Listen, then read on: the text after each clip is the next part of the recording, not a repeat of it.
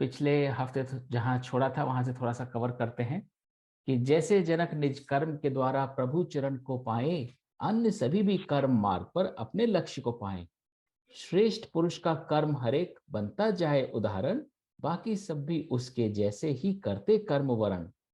तो तात्पर्य यही है कि पुरुष को चाहिए कि अपना हर कर्म जो है दूसरों की सेवा में निमित्त करे और अपने लिए आसक्ति ना रखते हुए कर्म करे। देख पार्थ, मुझे त्रिलोक में कुछ भी नहीं अप्राप्त, फिर भी कर्म है बांधे मुझको नहीं कोई अपवाद। पार्थ, यदि मैं एक पलक भी कर्म का छोड़ूं हाथ, लाखों भजते नाम जो मेरा गिरे पतन के साथ। और सही ये बात। कितनी सादगी से उन्होंने ये बात बोली कि देखो, मुझे पूरे दुनिया में कुछ भी ऐसा नहीं जो मुझे प्राप्त नहीं हो, लेकिन कर्म तो मुझे भी करना पड़ता है। तो सही कर्म बात। कर्म को हम नहीं छोड़ सकते अपने। मेरे कर्म न करने से यह विश्व नष्ट हो जाए, मुझको सृष्टि के नष्ट दाता के रूप में जाना जाए। अज्ञानी भी कर्म की माला से भारत ही उतर जाए, जैसे ज्ञानी बिन आसक्ति के सभी कर्म कर जाए। कि कर्म की माला तो ऐसी माला है कि अज्ञानी भी, जिसको यह भी चेतना नहीं हो कि उसे क्या करना है क्या नहीं करना है, किंतु वह भी जब कर्म करता है तो अपनी जो उसकी प्रकृति होती है उस प्रकृति के स्वभाव के अंतर्गत जो वो कर्म का एक, जिसे बोलते हैं, इट्स एस्केपिंग माय वोकैबुलरी, के एक संकल्प लेता है कि मुझे यह करना है। उस संकल्प के चलते अपने स्वभाववश वह जो कर्म करता है उससे तो वो भी तर जाता है। हे अज्ञानी तू, अज्ञानी को भी कर्म का दे विश्वास, यज्ञ कर्म और सृष्टि नियम को रखे हृदय के पास। तो कहते भाई, तू तो ज्ञानी है, ये तो अज्ञानी भी कर्म करता है तो तर जाता है।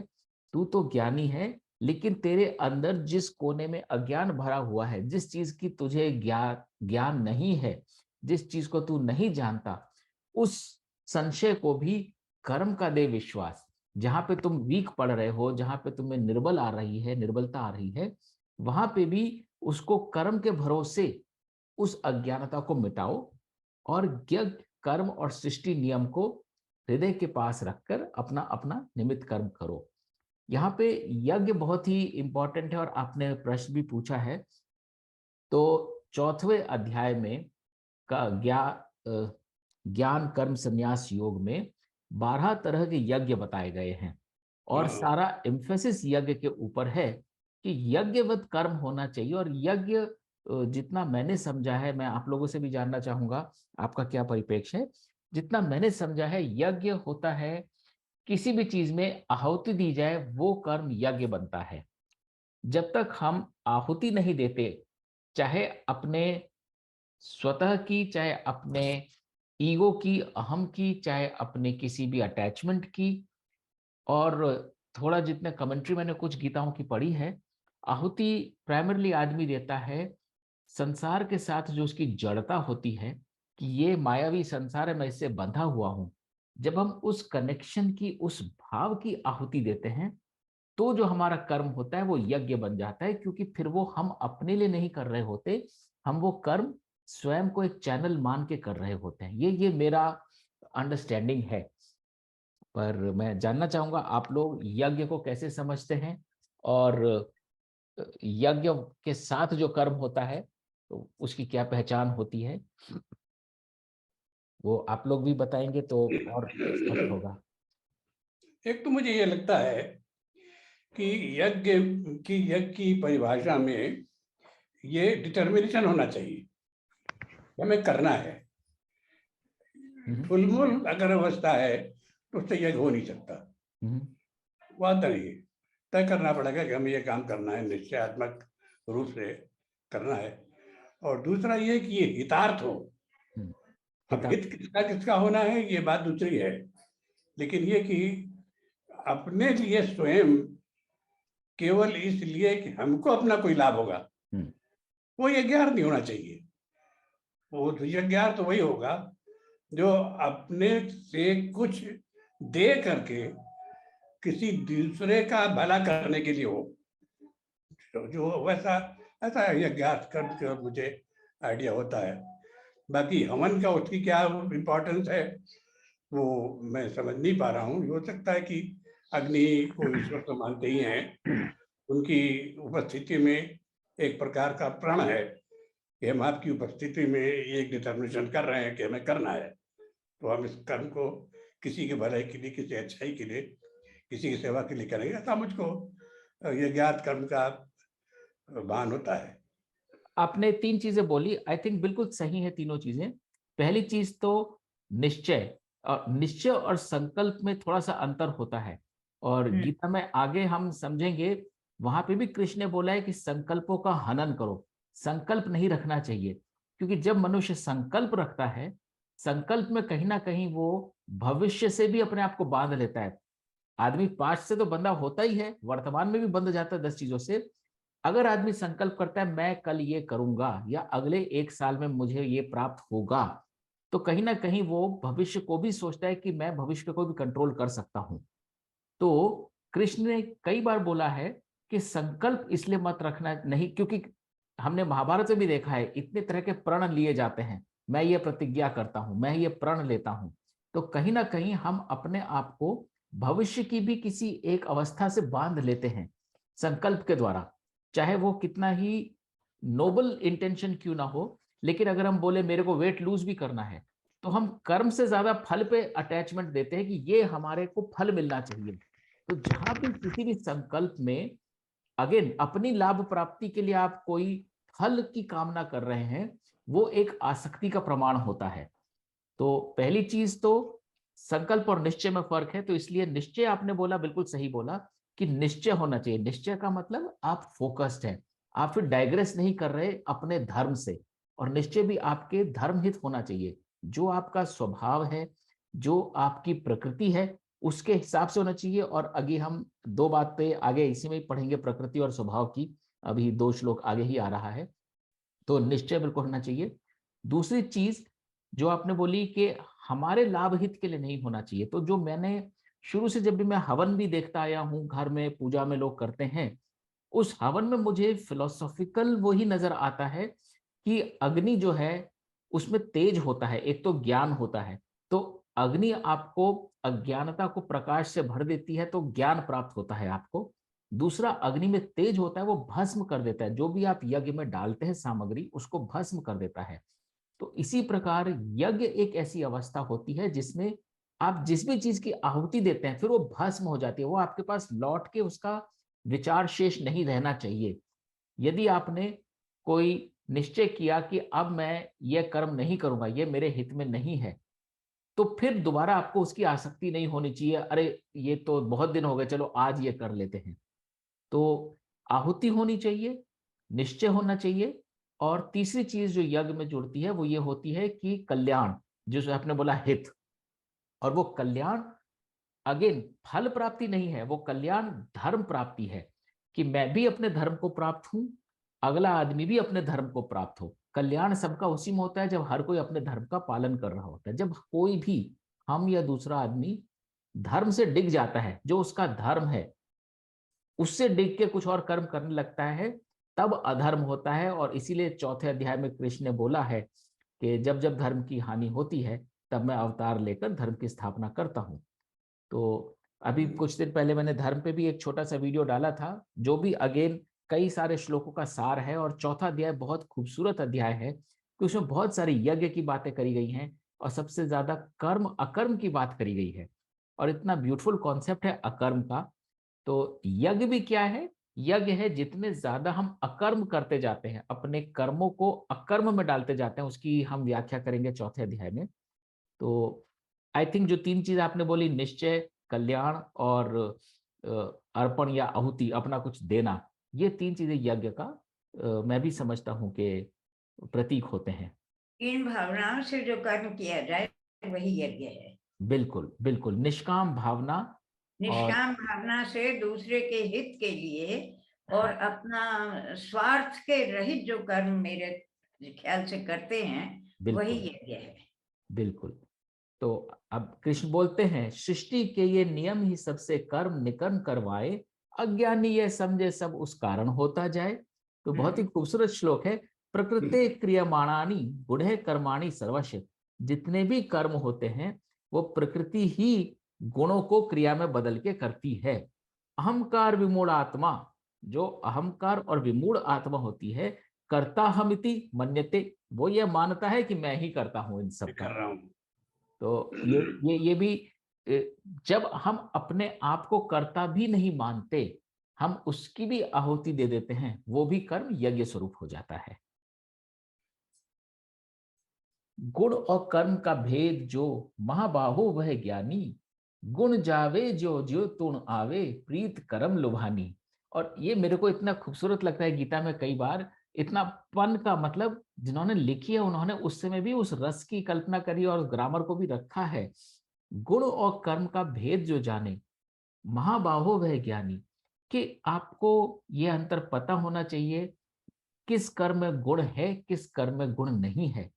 और गुण जावे ज्यो त्यो गुण आवे, इतनी खूबसूरत बात है। जैसे जैसे गुण जाता है वैसे वैसे गुण आता है। यहाँ गुण के ऊपर पन है एक तरह से कि गुण जावे मतलब जितनी आपकी आसक्ति जाती है किसी चीज के प्रति, जिसमें आपको गुण क्या होता है, गुण एक एडजेक्टिव होता है। किसी भी चीज के साथ हम कोई क्वालिफायर जोड़ देते हैं तो एडजेक्टिव बन जाता है।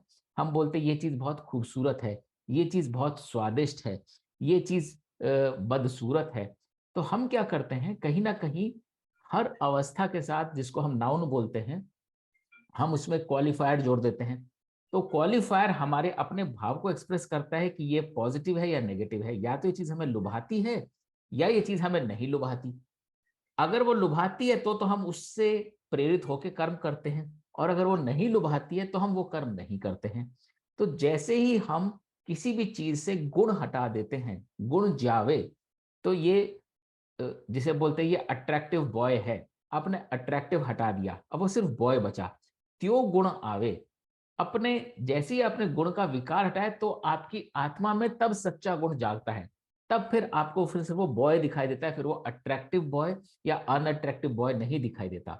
प्रीत कर्म लुभानी, तो जैसे ही आपके विकार वाले गुण जाते हैं वैसे ही आप में सद्गुण आते हैं, और उससे ही आपका कर्म, असली कर्म जो आपको गति की ओर ले जाता है, वो पैदा होता है। गुण और कर्म का भेद जो जाने, महाबहु वह ज्ञानी, गुण जावे ज्यो त्यो गुण आवे प्रीत कर्म लुभानी। कर्म योगी तो प्रकृति के सृष्टि के गुणाधीन, मार्गदर्शन करे निर्बल का नाकि उसको हीन।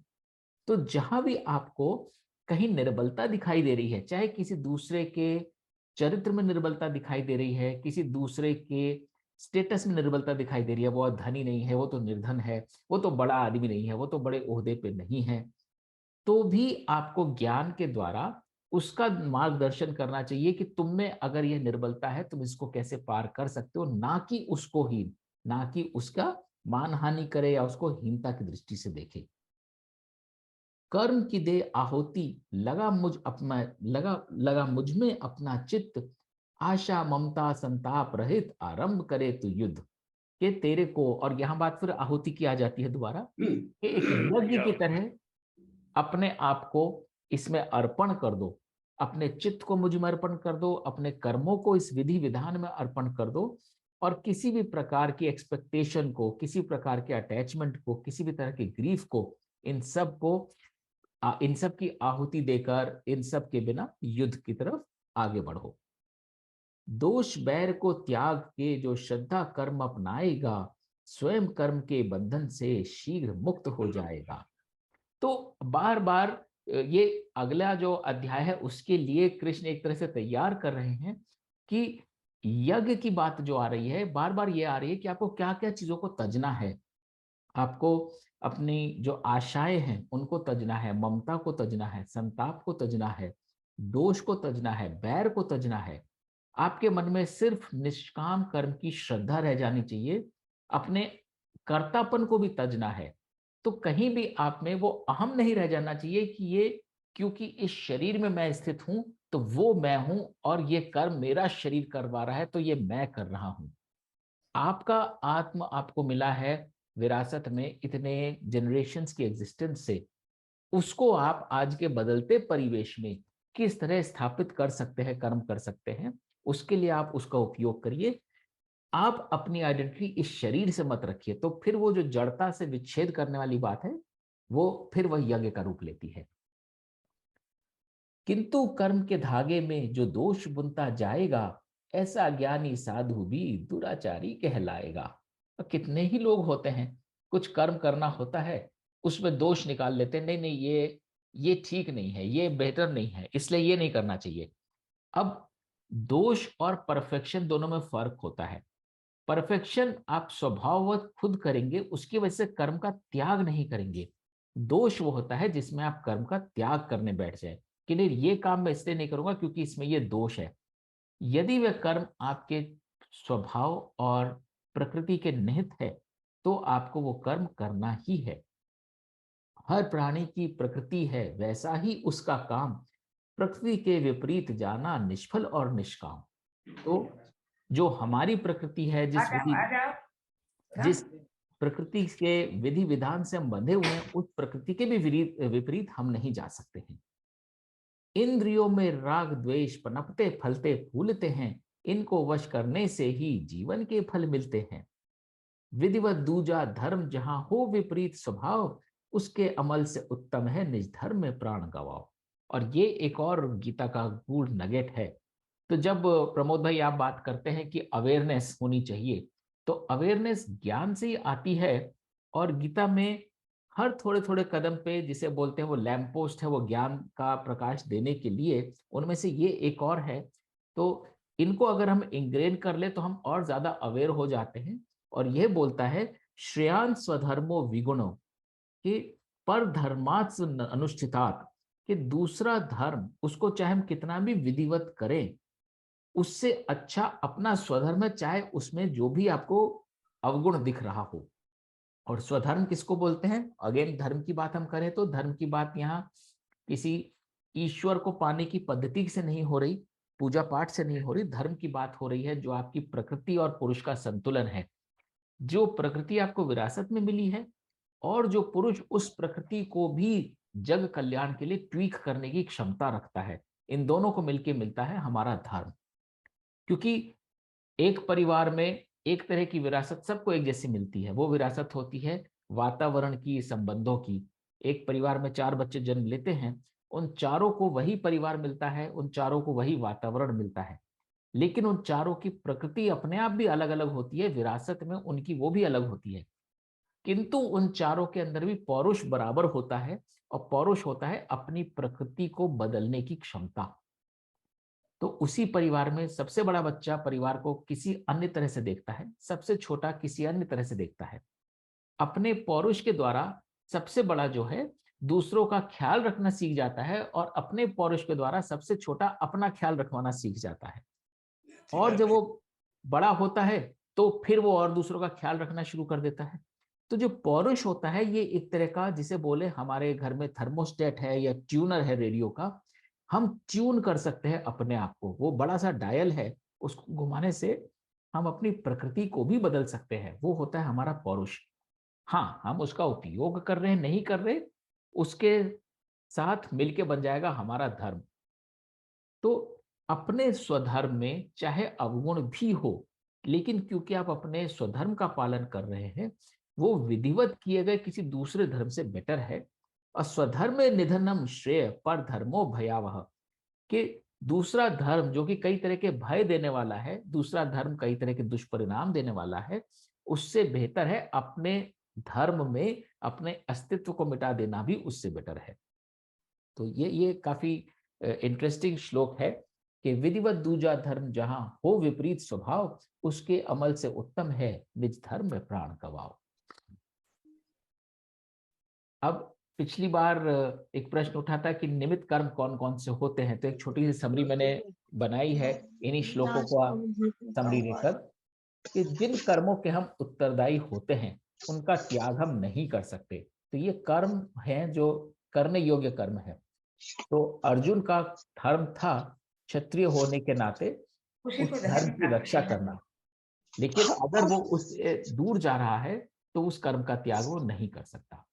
लेकिन जिन कर्मों का आधार आसक्ति हो, लोभ हो, घृणा हो या हिंसा हो, जो सत्य से परे हो, पुरुष प्रकृति के विपरीत हो, वो कर्म नहीं करने योग्य होते, वो कर्म हमें नहीं करने हैं। फिर मन से, इंद्रियों से और आसक्तियों पर नियंत्रण करते हुए कर्म। अगर आपने मन से इंद्रियों पर नियंत्रण कर लिया, अब वो चीज आपको सताती ही नहीं है, आप उस अवस्था में हैं, वैसा कर्म आपको करना है जिससे आपकी इंद्रियों के ऊपर आप काबू पा सकें। लेकिन जबरन इंद्रियों को वश में किया हुआ कर्म के भाव तो अभी भी शेष है, लेकिन सिर्फ वो मैनिफेस्टेशन नहीं हो रहा उसका। जैसे भूख रहते हुए, लालच रहते हुए भी आप व्रत रख रहे हैं, क्योंकि वो विधिवत एक धर्म के लिए आप कर रहे हैं, लेकिन आपकी भावना नहीं है वो। आपके मन में तो लार ही टपक रही है और आप वेट कर रहे हैं कि चांद कब निकलेगा फिर हम खाना खाएंगे। तो जब आप इंद्रियों को वश में करके करते हैं, वैसा कर्म आपको नहीं करना है। अन्न द्रव्य यज्ञ कर्म चक्र के निहित कर्म, इस चक्र में आप अपनी कहीं भी एक भूमिका देख लें, या तो आप अन्न मतलब कि रिसोर्सेज उत्पन्न कर रहे हैं जिसके लिए आप में क्षमता है। वो रिसोर्स कुछ भी हो सकता है, ज्ञान हो सकता है, धन हो सकता है, मान हो सकता है। आप किसी को मान दे रहे हैं जिससे वो अपना काम कर पा रहा है। वेरी सिंपल थिंग, जैसे मैनेजमेंट प्रिंसिपल है, एक टीम में एक आदमी को देखते हैं जिसके पास प्रतिभा है, टैलेंट है बहुत, और आप उसको आगे कर देते हैं, स्वयं को आगे नहीं करते, तो वो एक अन्न के समान है, क्योंकि आपने उस एंटरप्राइज में एक रिसोर्स सामने दिया है उस टीम को। तो अन्य द्रव्य यज्ञ कर्म चक्र में आप अन्न को स्थापित कर रहे हैं। तो ऐसा कोई भी कर्म आप कर सकते हैं जिसमें आप रिसोर्सेज जनरेट कर रहे हो संसार के लिए। द्रव्य, द्रव्य का मतलब जहां पे आप सर्कुलेशन में ला रहे हो, फ्लूइडिटी ला रहे हो, चाहे वो अपने अंदर चाहे दूसरों के अंदर। यज्ञ अभी हमने बात करी, जहां पर आप आसक्ति त्याग के निष्काम भावना से कोई भी क्रिया को बदल रहे हो, तो वह है। और कर्म, इनका जो सबका आउटपुट है वो अल्टीमेटली एक कर्म हो ही रहा है। तो जो इस अन्न द्रव्य यज्ञ कर्म के चक्र के अंदर कहीं भी आप फिट बैठता है, वो कर्म आप कर सकते हैं। लेकिन जो भी काम आप सोच रहे हैं स्वयं को कर्ता मानकर किया गया है, वो काम जो है ना करने योग्य है। जहां भी आपके मन में ये फीलिंग आए, ये मैं कर रहा हूं, ये तो मैंने किया है, वो आपको नहीं करना चाहिए। और अभी पिछला श्लोक हमने पढ़ा, तो अपनी प्रकृति और स्वभाव के अनुरूप का कर्म करना चाहिए और परधर्म के आश्रय में किया गया कर्म नहीं करना चाहिए। संसार के लिए किया गया कर्म जरूर करें, स्वयं के लिए किया गया कर्म नहीं करें, या कम से कम करें। इसमें किसी को कुछ और जोड़ना है, कुछ और लिस्ट बढ़ सकती है किसी और तरह से?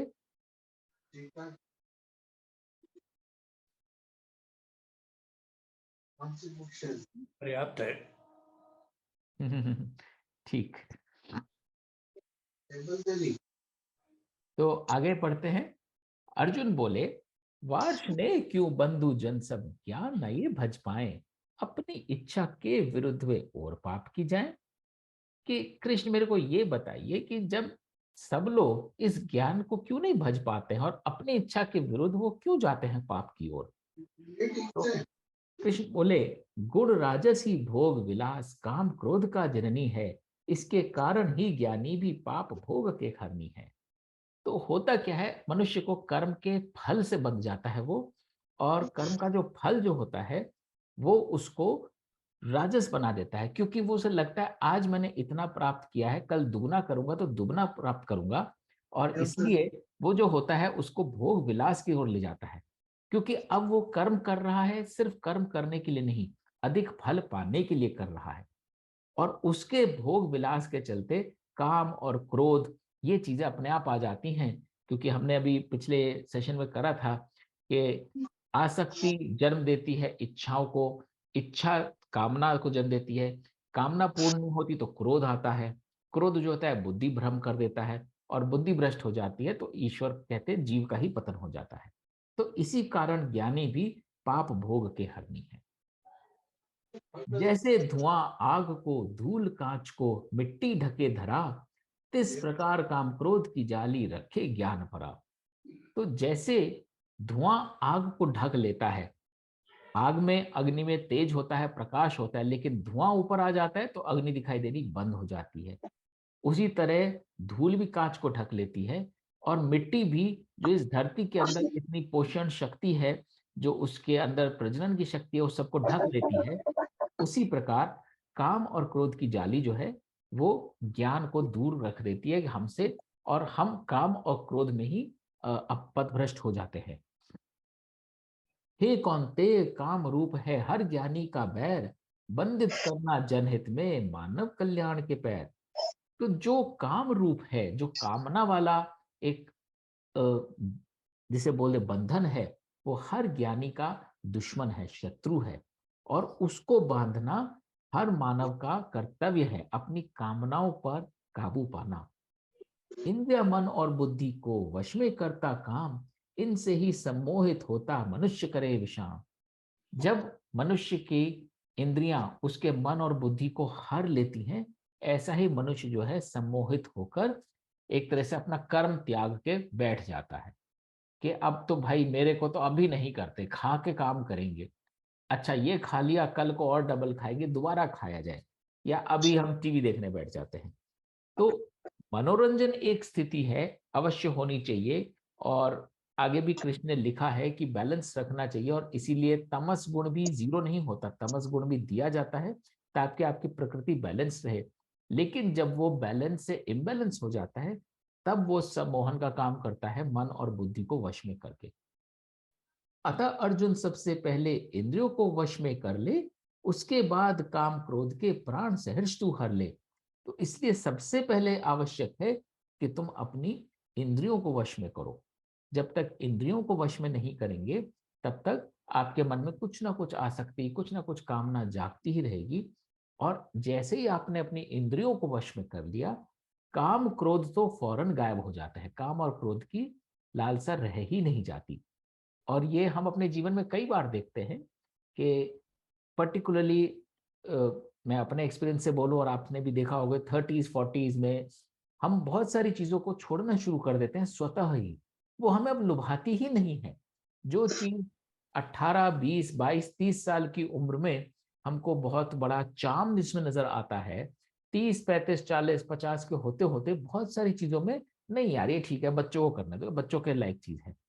तो वो अवस्था जो हमारा शरीर और हमारी मानसिक अवस्था है, जो एक जिसे बोलते हैं मेच्योरिटी, वो स्वतः छुड़ा देती है।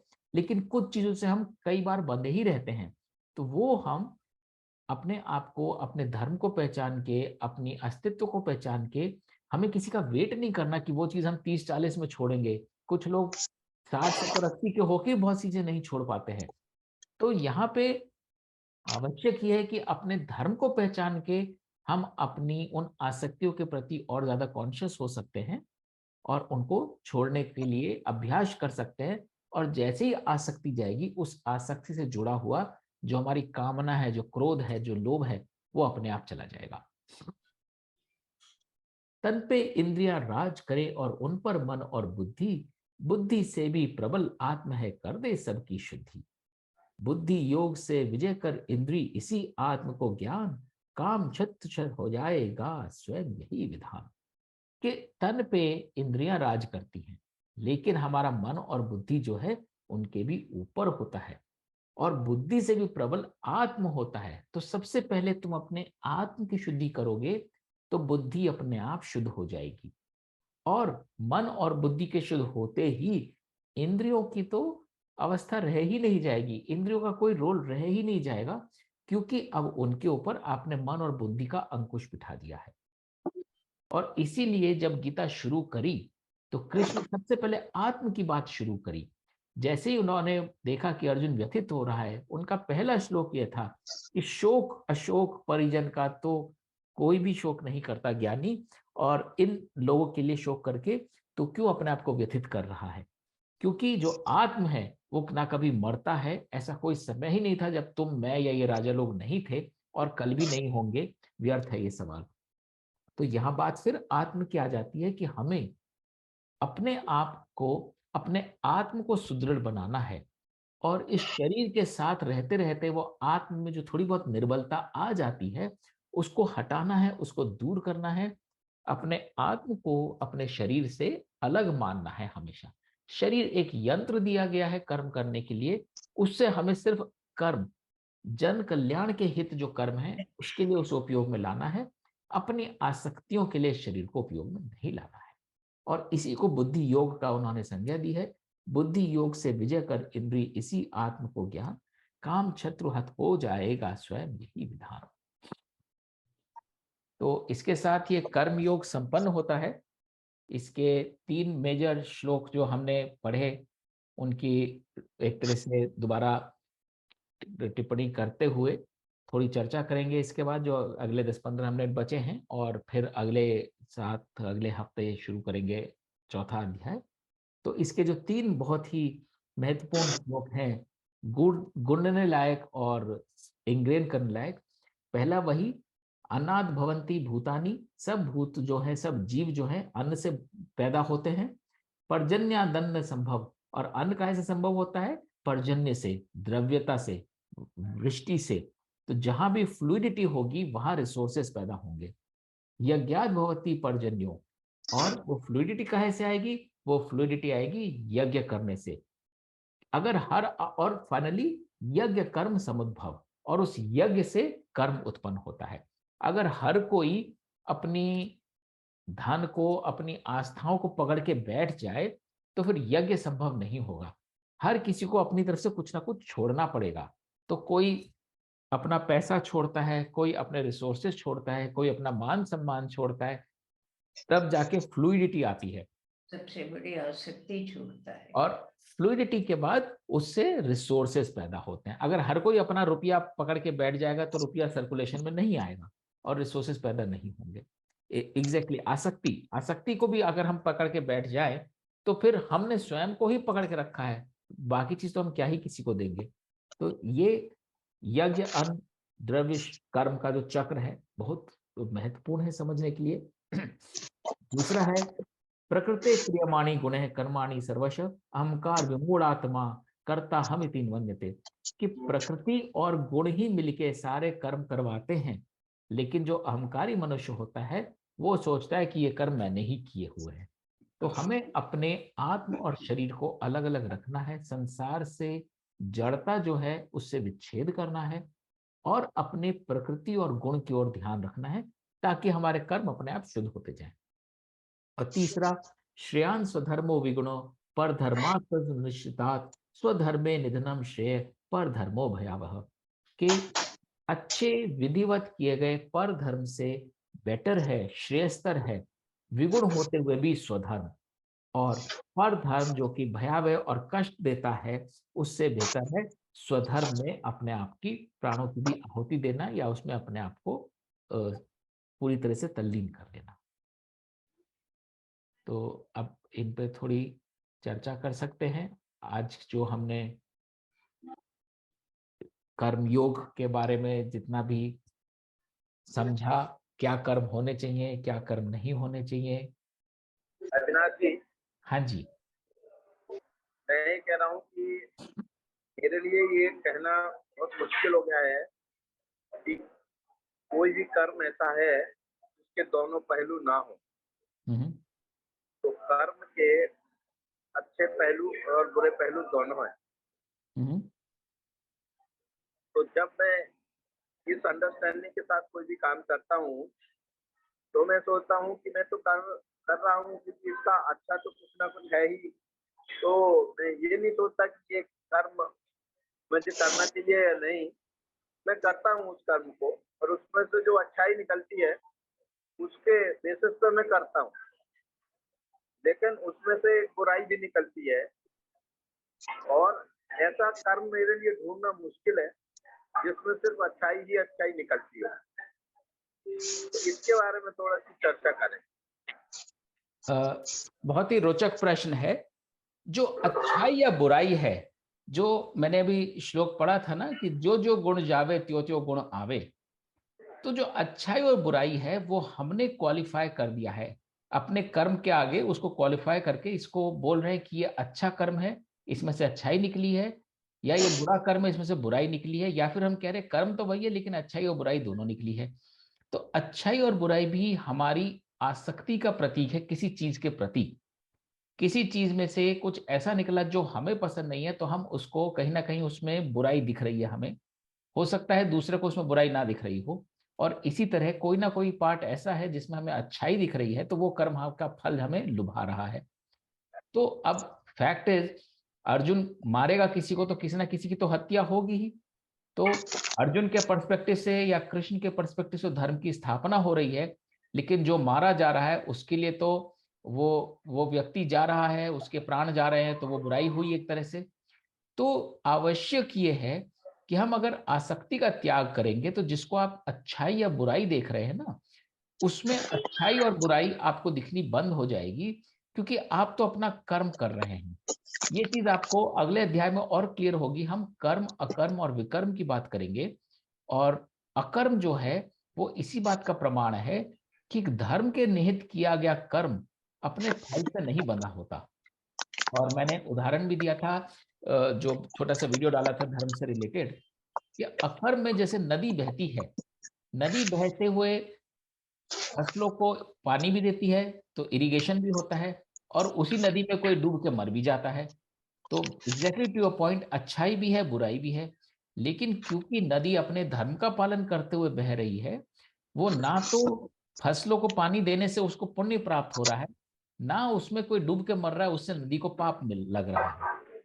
तो जो भी कर्म धर्म के साथ किया जाता है, उसके फल से आप नहीं बंधे होते, तो उसमें आपको अच्छाई या बुराई का विचार भी नहीं रखना होता, क्योंकि वो धर्म संगत कर्म है। आपके धर्म संगत कर्म है। हर एक का धर्म अलग है, क्योंकि हर एक की प्रकृति अलग है। और ये छोटी छोटी ट्रांजैक्शन में हमें दिख जाएगा। आप किसी सभा में किसी चीज पे कुछ बोलते हैं या नहीं बोलते, आप अपने धर्म का पालन कर रहे हैं, लेकिन कोई दूसरा सोच सकता है, आपसे उम्मीद रखते हो आप क्यों नहीं बोले, आपको बोलना चाहिए था।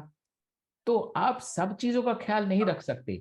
और यही अभी भी हमने सुना और आगे भी सुनेंगे कि स्वधर्म में अगर दोष भी है, एग्जैक्टली वही चीज जो आप कह रहे हैं, बुराई जिसको बोल रहे हैं, तो भी आपको स्वधर्म का ही पालन करना है, क्योंकि वो आपके स्वभाव और प्रकृति और विधि के नियमों के अंतर्गत है। संगत है। तो मेरे ख्याल में जो आपका ओरिजिनल थॉट है वो अभी भी सही है, कि जिस कर्म को आप सही समझते हैं वो आपको करना ही चाहिए। आपको जो उसमें बुराई दिख रही है, आपको उसकी तरफ विचार नहीं रखना चाहिए, क्योंकि हो सकता है वो बुराई नहीं हो, वो आपकी किसी आसक्ति का प्रतीक हो। आप जैसी वो आसक्ति त्यागेंगे, आपको बुराई दिखनी बंद हो जाएगी। और जहां तक दूसरे का सवाल है, दूसरे को बुराई दिख रही है, वो उसका परिप्रेक्ष्य है, उसका धर्म क्या है, उसकी प्रकृति क्या है, ऐसा मैं समझता हूँ। बहुत बाकी अच्छा एक्सप्लेनेशन आपने दिया। मैं इससे मुझे ये प्राप्त होता है कि मेरे लिए दो चीजें बहुत जरूरी हैं। अपनी प्रकृति को अच्छी तरह से समझना, बिल्कुल और जो अभी आपने नया ये वीडियो डालना शुरू किया है धर्म पर, तो धर्म के प्रति जागरूक होना और धर्म को भी समझना। तो यदि मैं अपने धर्म को समझ जाता हूँ और अपनी प्रकृति को अच्छे से समझता हूँ, और फिर अनासक्त होके मैं अपना कर्म करता हूँ, बिल्कुल। तो शायद मेरे लिए वही सही होगा। ये इससे मुझे गेन हुआ। तो अभी मेरे लिए टास्क कट आउट है कि मैं धर्म को समझूं और अपनी प्रकृति को अच्छे से समझूं। वो सबसे पहला कर्म है। सबसे पहला कर्म अपने आप को समझना है। आप अपने आप को समझेंगे तो आपको अपने आप मन की शांति प्राप्त होगी, क्योंकि आपको पता चलेगा ये तो मैं अपनी प्रकृति के हिसाब से कर ही रहा हूं। लेकिन इसमें एक छोटा सा कावियत ये है, और आदित्य ने हाथ उठा रखा है, आदित्य आपके पास 30 सेकंड्स में आता हूं, कि अपनी प्रकृति को ट्यून करने का पौरुष भी आपके पास है। हमें अपनी प्रकृति को ब्लेम करते हुए ऐसे काम नहीं करने, ये तो मेरी प्रकृति है, मैं क्या करूं, ये तो मेरे को है ही, नेचर ही है, मैं उसके विपरीत थोड़ी जा सकता हूं। आपको अपनी नेचर को ट्यून करने का भी इक्विपमेंट दिया हुआ है। तो प्रकृति तो है, प्रकृति तक, पहले तो प्रकृति तक पहुंचे, हम अपनी प्रकृति के विपरीत जा रहे हैं, वो एक अधर्म है। दूसरा, उस प्रकृति को वैसे बने दे रहे हैं, वो दूसरा अधर्म है। तो we have to work at both levels. हाँ आदित्य बताइए। आज का बहुत ही रोचक हमारा ये डिस्कशन हो रहा है, और प्रमोद जी ने एक बहुत ही अच्छी बात कही। Thank you so much Pramod ji, ये आपने उठाया टॉपिक कि कोई भी हम काम करने चलते हैं तो उसका दो पहलू तो होता है। मतलब ये एक तरह से वो जो हमारा समुद्र मंथन हुआ था, वहां से विष भी निकला और अमृत भी निकला। तो किसी भी कर्म करने जाते हैं तो इसमें हमें ये होता है कि हमें यहाँ पे डिस्टिंग्विश करना थोड़ा मुश्किल हो जाता है कि हम आगे बढ़े तो इसमें कुछ शायद खराब भी होगा, और इसलिए हम आगे ना बढ़ें, तो हम कई बार रह जाते हैं कि हाँ, इसमें हमारा ये करने से थोड़ा हमने अच्छा किया, लेकिन उसमें कुछ बुरा भी हो गया। तो कई बार हमें इस आशंका से कि कोई बुरा ना हो जाए, तो हम वो अच्छा करने से भी रह जाते हैं। तो ये जो जजमेंट होता है कि कौन सा बड़ा है, मतलब उसका जो अच्छाई वो ज्यादा है, उसके लिए कहीं पे भी आप कुछ भी कर्म करेंगे, अच्छाई करेंगे, कहीं ना कहीं उसका प्राइस देना पड़ता है, सैक्रिफाइस कहीं करना पड़ता है। तो वो हमें पर्सनली जज करना होता है, और वहीं पे जो है हमारा प्रकृति और हमारा धर्म काम आता है। हम अपने आप को समझे कि, और वहां से करें कि ये मैं क्यों करूंगा, और मुझसे ही क्यों ये होगा। अगर जैसे जो युद्ध अर्जुन लड़ने गए थे, वहां पे अर्जुन की जगह कोई और, वहां पे अर्जुन की जगह युधिष्ठिर नहीं ले पाते, अर्जुन की जगह भीम नहीं ले पाते, और कोई अर्जुन की जगह नहीं ले पाते। तो अर्जुन को अपना धर्म वहां पे समझ के वो काम करना था।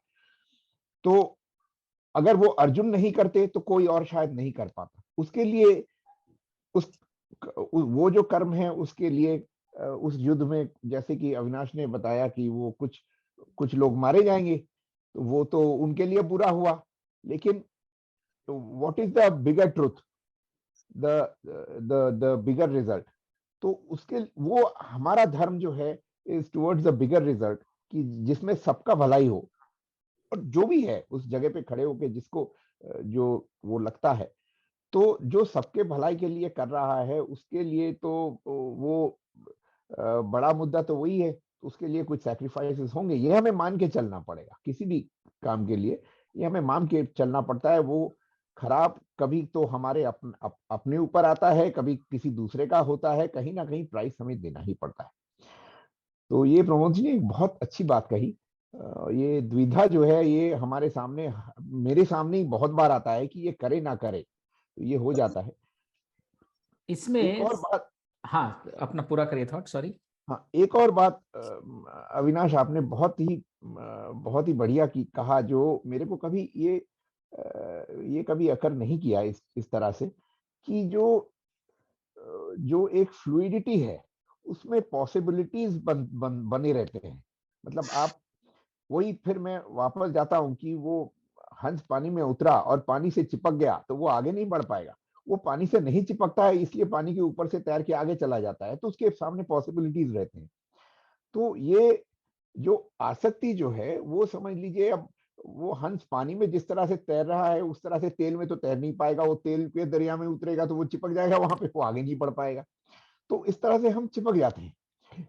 और फ्लूइडिटी, ये आसक्ति से, ये कोई वो नहीं है कि आप आसक्ति छोड़िए तो आप कोई ऋषि महर्षि संत बन जाएंगे, ऐसा नहीं है। लेकिन आसक्ति से आप जो चिपक जाते हैं, उससे आप आगे काम नहीं कर पाते, तो उसको आगे नहीं बढ़ाते, आप एक ही चीज में फंसे रह जाते हैं। तो ये फ्लूइडिटी जो है, ये रहना बहुत जरूरी है। ये एक आज का सबसे बड़ा जो मैसेज मुझे आज के डिस्कोर्स से मिला, कि वो बना के रखना बहुत जरूरी है। और आसक्ति इसीलिए नहीं होना चाहिए कि आप अपना अपना जो भी धर्म है, वो तभी आप कर्म अपना कर पाएंगे, आगे बढ़ पाएंगे, जब आप एक चीज को छोड़ देंगे, उससे चिपक के जितना रहेंगे, तो वो आप आगे नहीं बढ़ पाएंगे। बिल्कुल बिल्कुल, आपने बिल्कुल मेरे दिल की बात सुनी। मैं यही कह रहा था, सेकंड पार्ट जो आपने बोला कि आसक्ति जो है ना, जिसको आप सेक्रीफाइस बोल रहे हैं, ट्रेड ऑफ बोल रहे हैं, कि किसी का भला होगा तो कहीं तो ट्रेड ऑफ होगा ही, चाहे हम चाहे दूसरा। जैसे ही वो आसक्ति छोड़ता है, वो सेक्रीफाइस वाली फीलिंग चली जाती है। वो चीज आपकी थी नहीं, गई तो वो अपनी जगह गई। हम जहां पे भी हैं, हमें ये भी विश्वास रखना होगा कि हम किसी पर्पज के लिए हम पहले कभी भी रहे होंगे, जरूर हर काल में रहे होंगे। आज हम जिस काल में, हमारी जो आज की चेतना है, हमें यह विश्वास रखना है, there is a purpose behind. हम आज के दौर में 2022 में यहाँ क्यों हैं, जिस भी शहर में, जिस भी रोल में हैं। और यदि हम उसके प्रति विश्वास रखेंगे, तो अपने कर्म अपने आप शुद्ध हो जाएंगे, क्योंकि हम फिर ये उसमें संशय नहीं लाएंगे कि हमें ये करना है कि नहीं करना, बल्कि हमें ये विश्वास होगा हमें तो ये करना ही है, हम ये करने के लिए ही आए हैं। और मैं अपने जीवन से तो बहुत ऐसी बातों का उदाहरण दे सकता हूं, जो मैंने कुछ ऐसे कर्म किए होंगे जिससे मेरे आसपास वालों को शायद उतनी खुशी नहीं हुई होगी, चाहे घर परिवार में, चाहे काम काज में। लेकिन मुझे उसमें संदेह ही नहीं है कि वो काम करना ही सही काम था। तो वो विश्वास पैदा करने के लिए ज्ञान बहुत जरूरी है।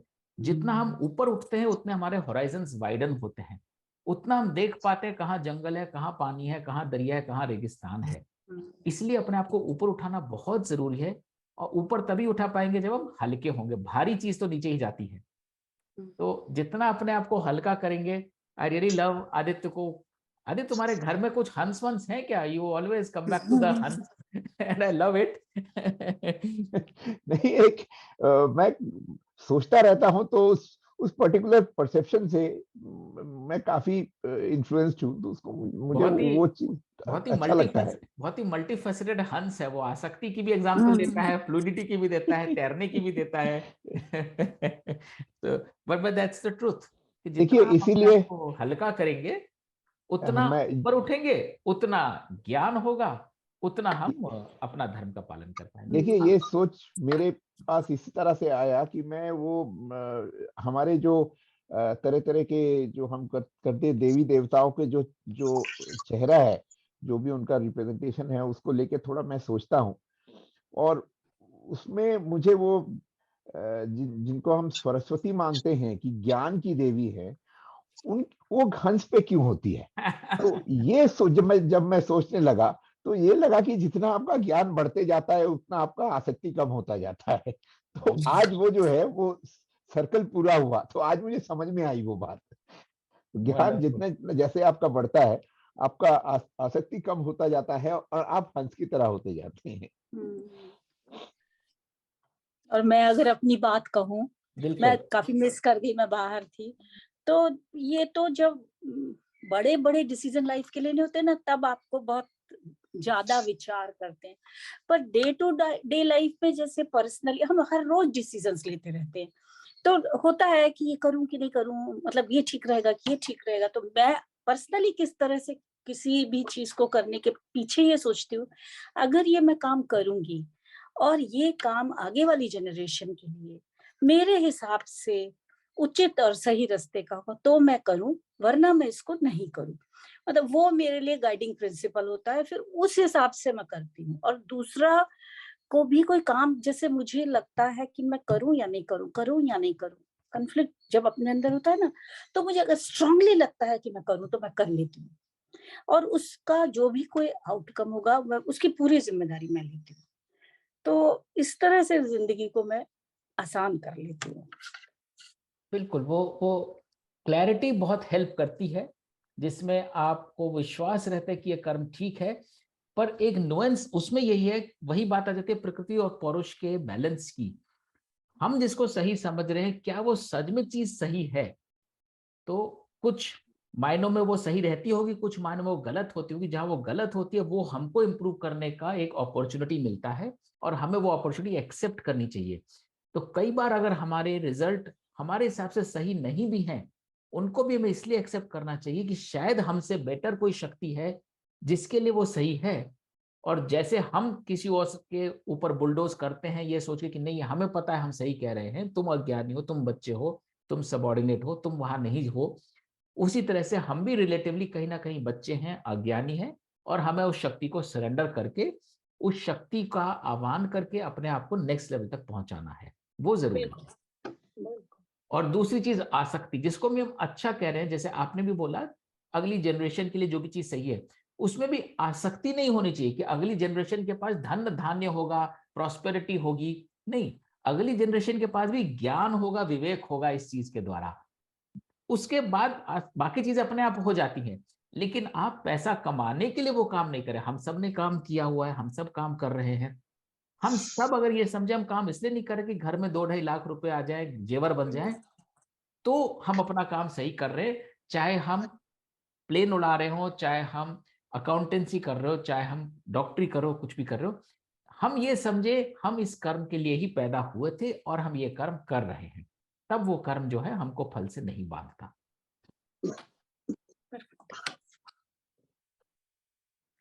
और गीता तो जितनी बार पढ़ते हैं उतनी बार इतना आनंद आता है। वही श्लोक कई बार पढ़े हुए, लेकिन वो पर्सपेक्टिव चेंज होता है। वो कभी आदित्य का हंस 2 फुट तैरता है, कभी वो 20 फुट तैर जाता है, और जितना लंबा तैरता है उतना मजा आता है। तो नई नई बातें निकलती हैं। बिल्कुल बिल्कुल नई नई बातें निकलती हैं। भाई हम ये कोर्स, ये जो हमारा खत्म होगा ना, हम इसको फिर से चालू करेंगे। आई एम श्योर अगली बार हम करेंगे, हमें और नए नए इसमें बिल्कुल बिल्कुल भाव जरूर मिलेंगे। बिल्कुल Aditya, the beauty lies in revisiting and reunderstanding ourselves. It is not the translation part की गीता में क्या कहा गया हमें समझ में आ गया कि नहीं आ गया। It is about playing it back. अरे वाह, पिछली बार तो ये समझ में आया था, इस बार तो हम सब 2 साल में और मैच्योर हो गए हैं या कहीं ना कहीं फंस गए हैं। तो beauty lies in revisiting definitely. चलिए, बहुत बहुत शुक्रिया आप सबका अपना समय निकालने के लिए। संध्या जी, आप बोल रहे थे आज नहीं आ पाएंगे, so glad to see you here. हाँ, मैं कहीं फंसी हुई थी, मैं कैसे कोशिश करके निकली, और फिर मैंने कहा नहीं, मैं नहीं, खुद ही मिस करना नहीं चाहती थी। Privilege is ours, privilege is ours. No, बिल्कुल। मैंने अलार्म लगा रखा था, मैं नेटफ्लिक्स में कुछ देख रहा था संडे को बैठ के, और मैंने अलार्म बजते रोका। मैंने कहा भाई ये एक चाय बनाई और बैठ गया। मैंने कहा ये सुनना है। मैंने तो चाय भी बहुत नहीं मजा पिया। आता है। आदित्य जी, आप पीती हो जाके चाय? देखो, मैं अपना गर्म पानी लाया था जिंजर वाला, वो रखा रह गया मेरा अभी। चलिए, मिलते हैं अगले रविवार। हाँ, मैं मिलते ये हैं अगली पूछना बार। चाह रहा था, गर्म हो गया। अगले रविवार क्रिसमस है और फिर न्यू ईयर है, क्या किसी का कोई और कार्यक्रम तो नहीं है? क्या हम लोग कंटिन्यू करें या ब्रेक लेना है?